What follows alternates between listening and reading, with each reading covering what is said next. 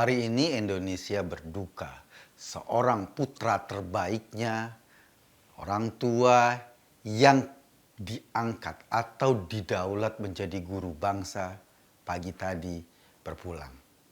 Buya Syafi'i Ma'arif dikenal dengan suara-suaranya yang bening dan kritis, yang selalu menggugah masuk ke jantung hati para pendengarnya. Di usia senjanya ia masih sering menulis pikiran-pikirannya yang cemerlang di beberapa media, dan fokusnya selalu bagaimana mengintegrasikan antara jalan keislaman dan jalan keindonesiaan. Itu khas Buya Syafi'i. Di tengah bangsa kita dan banyak orang yang selalu membentur-benturkan semangat keagamaan atau keislaman dengan semangat keindonesiaan. Di tengah gerombolan-gerombolan khilafah yang selalu merasa bahwa bangsa ini bangsa tauhid, bahwa sistem Pancasila harus diganti dengan sistem agama, bahwa hukum yang tidak berpegang pada teks kitab suci yang literal itu dianggap bertentangan dengan agama. Buya Syafi'i tampil ke muka untuk menyuarakan pikiran-pikirannya. Saya ingat ketika dulu awal-awal Cokro baru pertama kali dibentuk, bahkan seorang Buya Syafi'i bersedia kita undang ke Cokro untuk diwawancarai atau untuk diminta pendapatnya tentang Indonesia.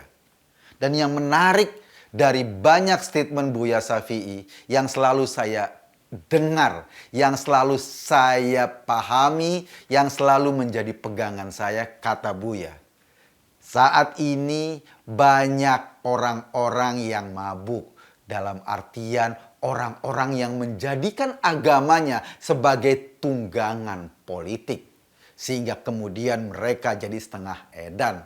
Nah, walaupun bahasanya nggak persis kayak gitu. Kalau orang-orang yang waras diam, kata Buya Syafi'i, maka bangsa ini ke depan akan sangat berbahaya. Itu motivasi yang luar biasa bagi saya yakin juga bagi kawan-kawan yang lain.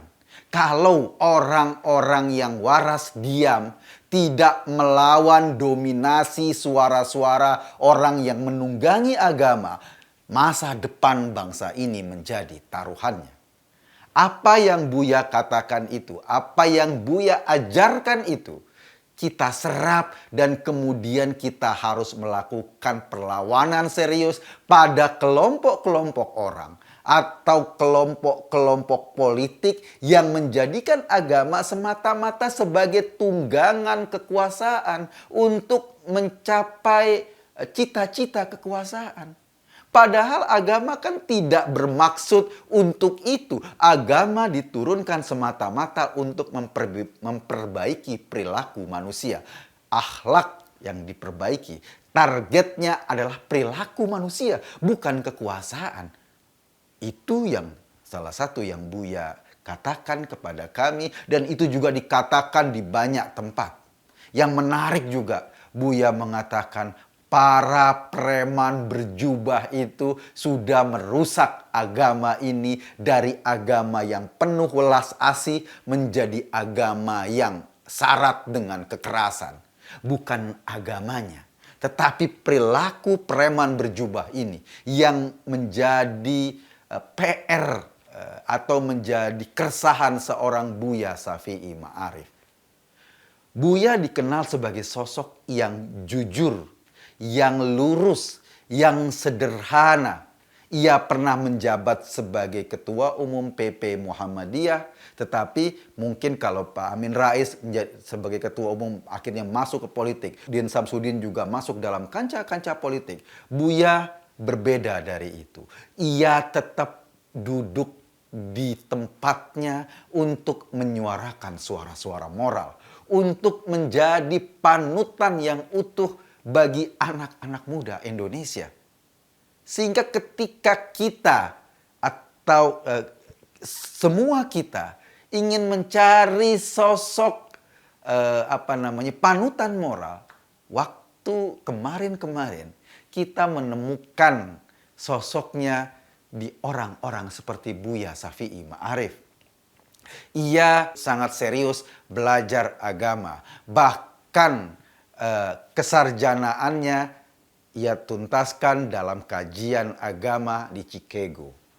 Gurunya adalah Fajlur Rahman, salah seorang pemikir besar Islam dari Pakistan.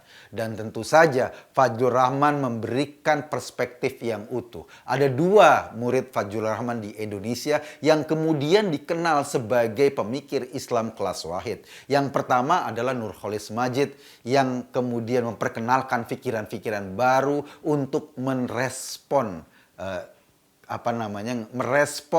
perubahan zaman dengan cara pandang agama. Nurholis Majid dikenal sebagai pembaharu. Yang kedua adalah Buya Syafi'i Ma'arif. Buya Syafi'i Ma'arif ini jauh lebih membumi karena pikiran-pikirannya yang sederhana mengajarkan cara-cara atau adab-adab moral, perilaku bermasyarakat, perilaku berbangsa, perilaku yang mestinya kita pegang sebagai panduan moral untuk menjalankan Indonesia masa depan. Berkali-kali Buya mengatakan bahwa dalam dunia Islam, pikiran sudah berhenti selama 1000 tahun. Bayangkan, 1000 tahun sudah berhenti. Artinya nggak banyak perubahan berarti untuk merespon kehidupan. Dan Buya dengan konsisten menyuarakan pikiran-pikirannya untuk kita serap, untuk kita jadikan hikmah, untuk kita jadikan pelajaran. Sebetulnya banyak tokoh-tokoh bangsa kita yang sudah mendahului kita, yang menjadi obor moral sehingga kemudian kita bisa menjadi nyaman karena kita punya panutan yang utuh. Ulama tanpa sorban, ulama tanpa embel-embel keulamaan, ulama tanpa pakaian keulamaan, tetapi seluruh hidupnya, kesederhanaannya, cara pandangnya, kasih sayangnya pada semua orang, itu menempatkan Buya pada posisi yang terhormat dalam diskusi keagamaan. Karena dia bukan cuma ngomong dengan teori-teori, dia sudah menjalankan dengan seluruh hidupnya. Jangan kaget kalau orang sebesar Buya Syafi'i Ma'arif ketika dia datang ke rumah sakit sendiri untuk memeriksa kesehatannya, dia juga ikutan antri bersama masyarakat yang lain.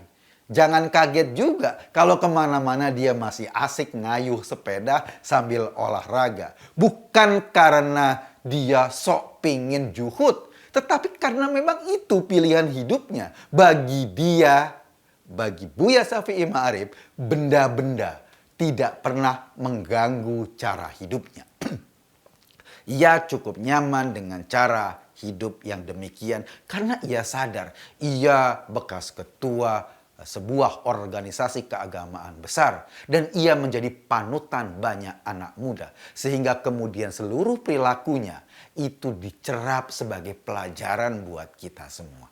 Saya ingat waktu Buya Syafi'i Ma'arif mampir ke Cokro, semua tim Cokro berebut cium tangan. Kalaupun misalnya tradisi cium tangan tidak banyak dikenal di Muhammadiyah, tetapi kita buru-buru cium tangan, buru-buru mengapresiasi, minimal bisa mengambil berkah dari orang yang sederhana ini. Bisa mengambil berkah dari sosok yang menurut kita sangat luar biasa ini.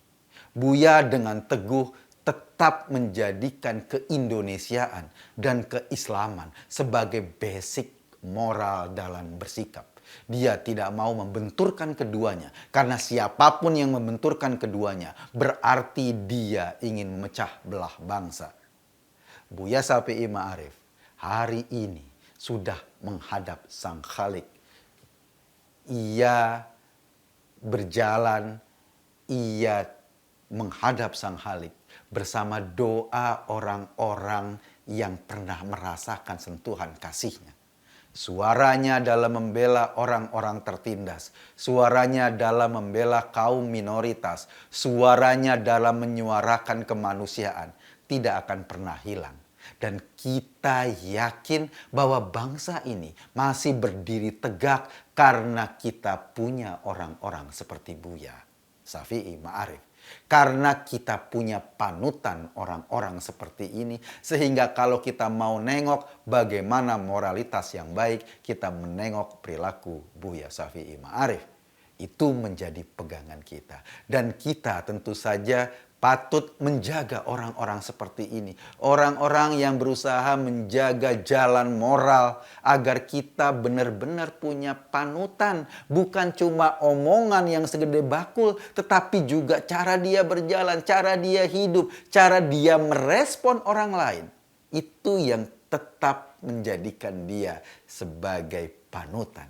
Kesederhanaannya justru adalah kemewahan bagi kita semua. Karena belum tentu kita bisa hidup secara sederhana, padahal kemewahan ditawarkan berlimpah-limpah kepadanya.